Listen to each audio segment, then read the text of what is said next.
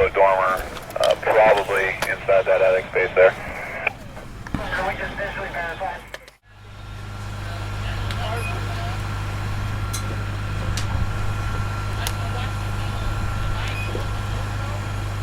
I am Kirk Stitch. I'm with Cowlitz C2FR Fire and Rescue. I'm a planning section lieutenant.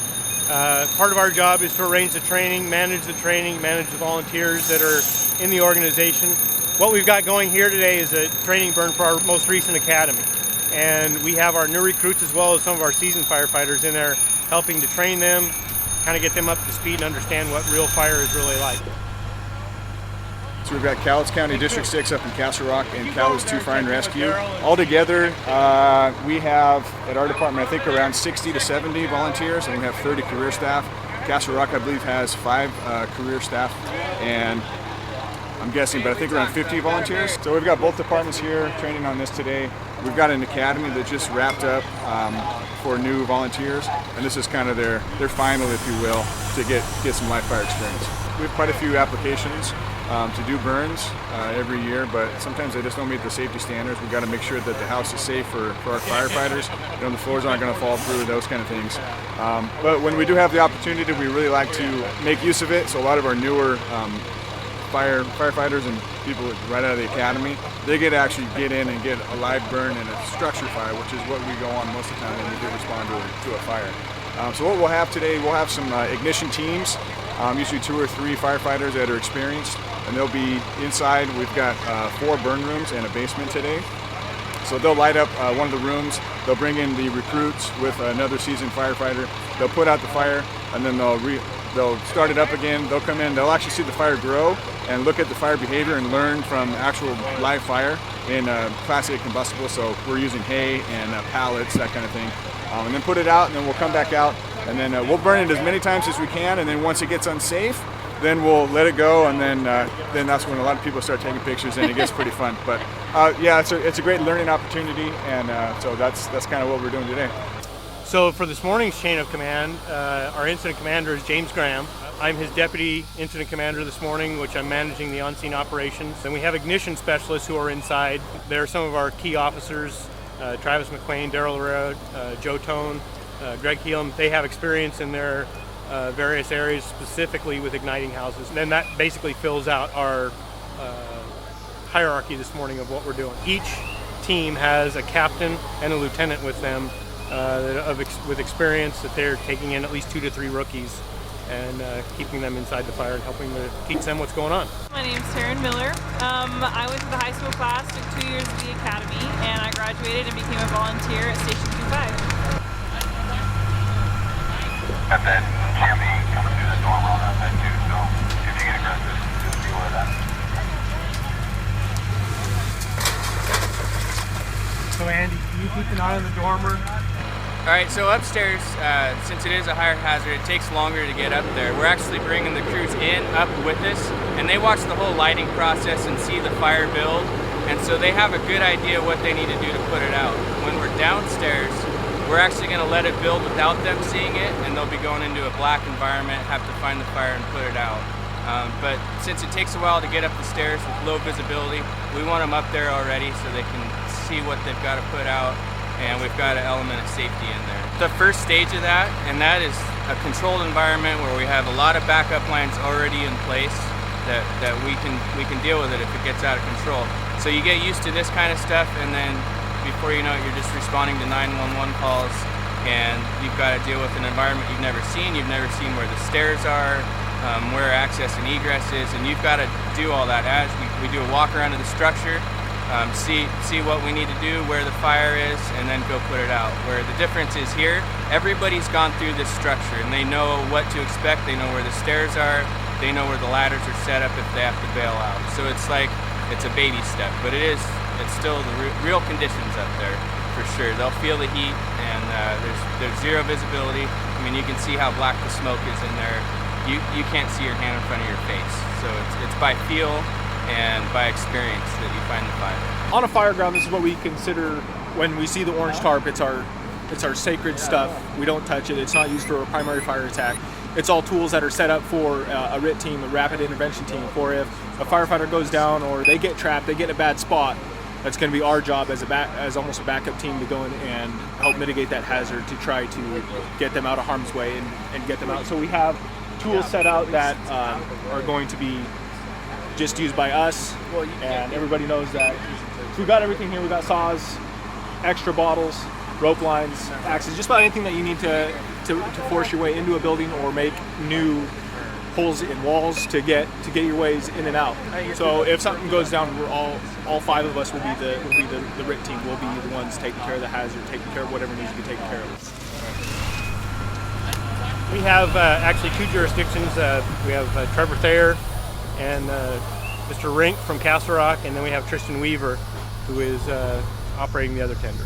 This is a portable water tank we use for if we're out like in rural areas where there's no hydrants or water supply.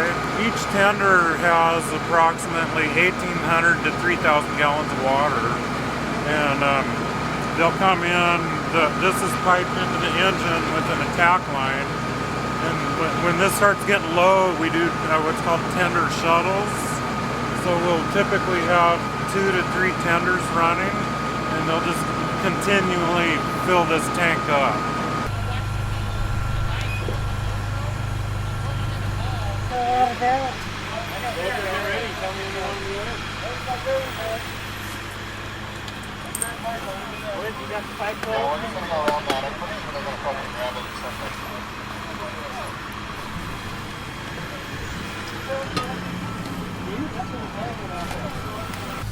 Do you have traffic, Joe? From Team 3, Ignition just trying to call you. Okay, command, at this time we're lighting the bathroom, Charlie side. Team 6 is at the Alpha side entry as an attack crew. The entire crew 6 will be making entry. Copy that. Lighting in the bathroom, Team 6 making entry.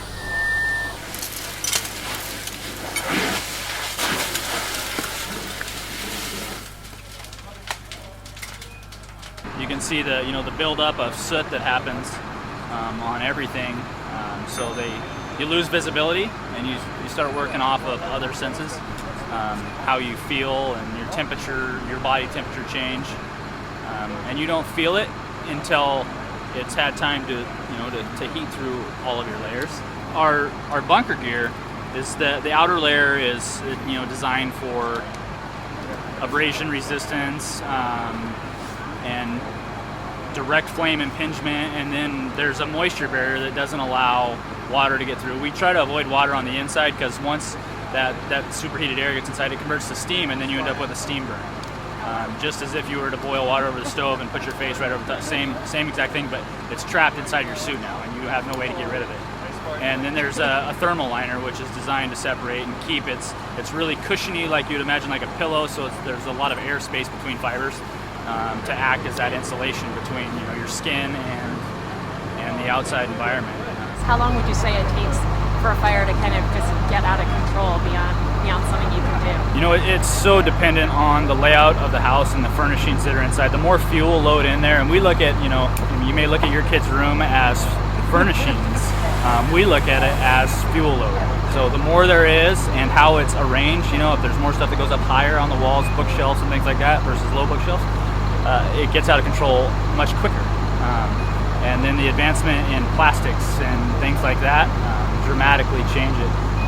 The fires from the 70s progressed much slower because things were made out of solid wood and cottons and things like that. And today we have, polymers and plastics that fiberboard.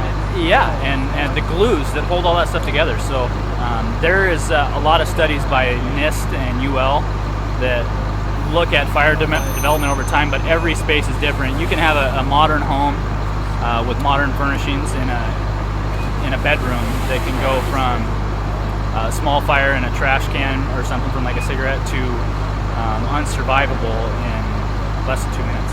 You can see we had to break a window out early on, and that was so we could let the fire get more air. And so if it was just to naturally occur on its own, it would have built up much slower. It didn't have enough furnishings, it didn't have enough air moving in the house. And we changed that, and we can do that, and that's part of what we're teaching them up there. Here's how we can change the environment and do what we can do to affect a slower progression fire to buy us more time. which is always the name of the game. That's our enemy in this, is time. It's really good to get the training and the opportunity to get in there and work with it when you're not in a life and death situation. You have somebody right next to you telling you, okay, hold the nozzle this way and it'll be easier, or do this and you'll be able to control this aspect better. This has been my first exposure to the fire department and the fire aspect, and I love it.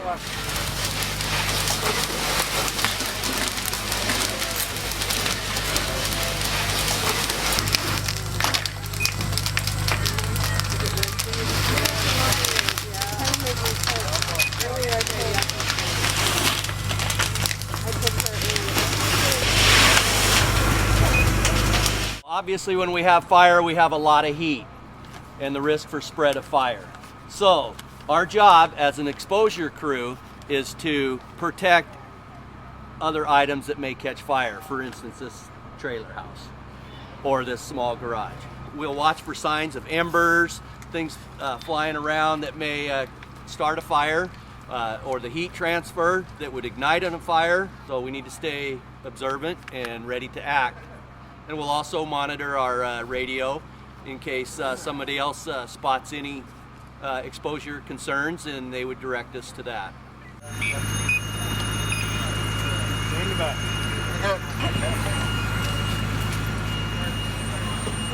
When we go in with at least 2 people, sometimes 3, and when we report back to command, we have a low air alarm, and it has a reading on it and tells us how much air we have left. So whenever we report back to command, we got to report who has the lowest air. Whenever we get down to a certain point, the low air alarm begins to chime in and lets us know we got a little bit of time to get outside.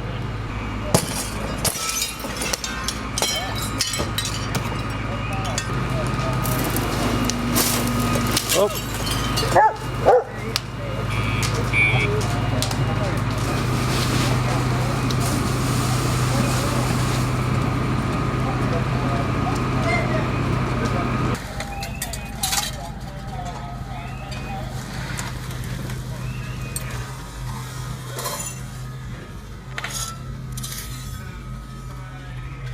How many students got to get in?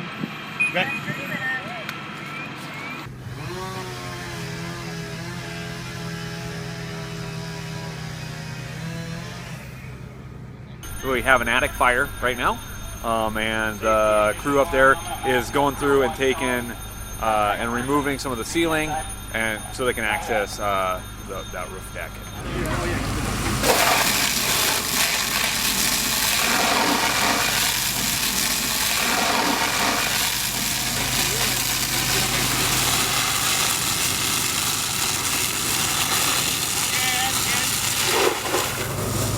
Well, we like to see white smoke, which means that the fire attack is putting water on the fire. It's converting to steam. If it stays brown or yellow, it's usually burning building material components. So we want to see it turn white. The plan is we're going to continue the burns that we've got, and we put the fire out that was in the attic. And so we're going to finish up. We've got at least one more rotation of people who haven't been in the building this morning. Then we're going to begin to build fires even bigger and put some of our more experienced firefighters on those so they can get to experience as well.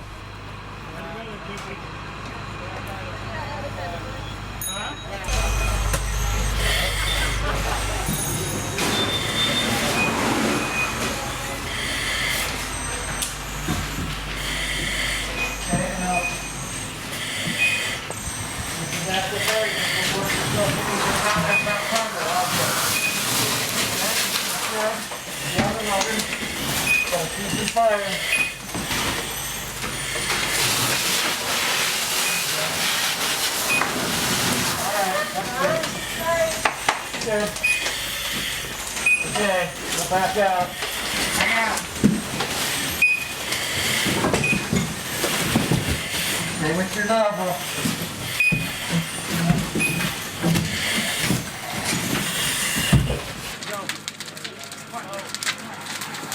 Wide open, not half open, wide open. No, don't back down. Stay wide open.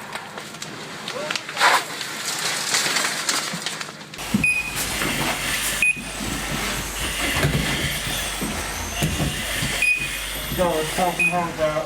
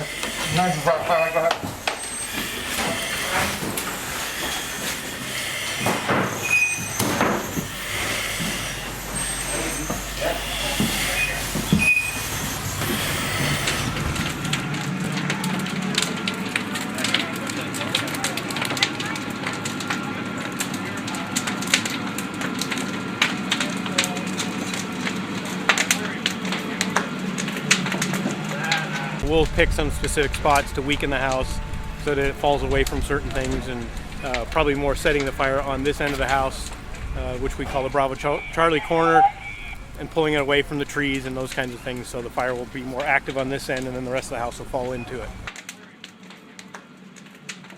I think Taryn wants to be on the hose line. This is the last group of the Academy people, and they're going to go in, and once that fire gets put out a couple times, we're going to let it go.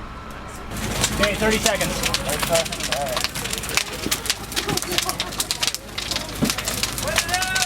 Go. Go.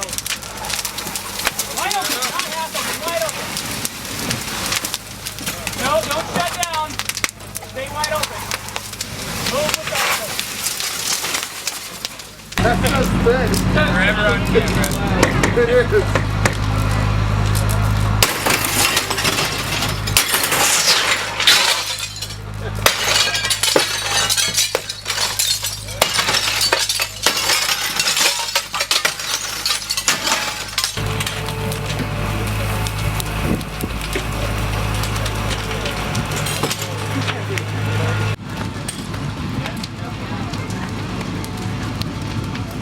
We've got all the crews through, no injuries, so that's actually the best thing that we could have had happen in this situation. We've got very good training, and now we're going to wrap up the lines and get all the stuff out of the way, and we're just going to let the structure burn down in the way it was set up to burn down.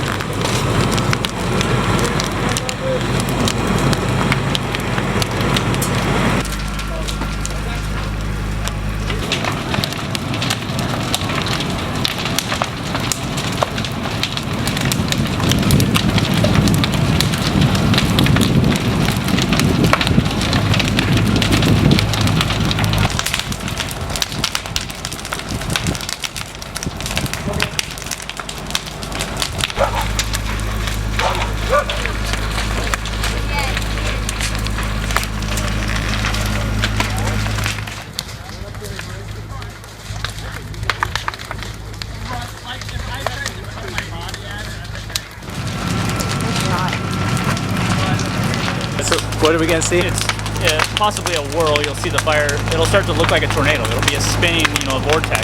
Okay. When they have, no limits and unlimited amount of fuel for a moment, they don't usually last very long, but they make their own weather for a short amount of time, and it spins and creates its own wind.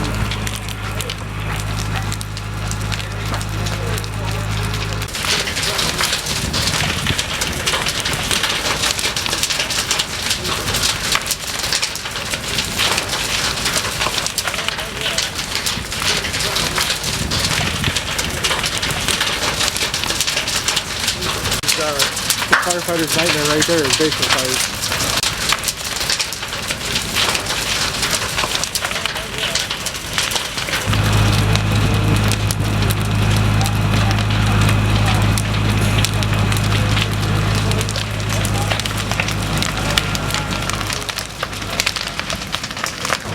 All right, how'd that go today? Well, I think we got a lot of good training in. As you can see, it's burning to the ground now, so we're accomplishing another goal for the homeowner. That's going to be demolished, and they're going to be able to build a beautiful new home on it. So everybody wins. It's a good day.